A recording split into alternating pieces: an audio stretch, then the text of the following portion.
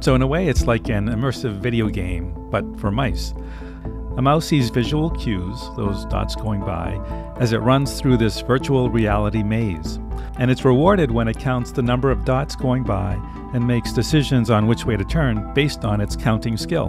While it's in this environment, we monitor and later map the activity of brain cells. And from this, we have evidence for a new model of short-term memory. It shows how the brain accumulates bits of information to make decisions. Here's a simplified representation of a neural network.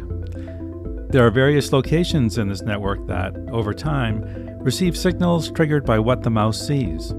Some of these neurons receive a signal when the mouse sees a right side cue, and other neurons when the mouse sees a cue from the left side.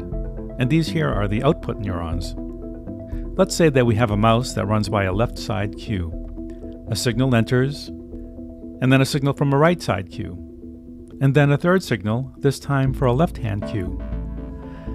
This sequence of events results in a left side output neuron to fire. The network has, in effect, calculated the average of the entering cue signals. The average of two lefts and a right is more left than right. Another example. This time a left signal enters, and another left, and then a right. And here's the part that relates to short-term memory. The output neuron links to a record of the path of the circuit. It has remembered, in effect, the sequence of cues that the mouse saw. And this neuron shows that the mouse saw this sequence. These various paths are properties that, over time, development and experience shape.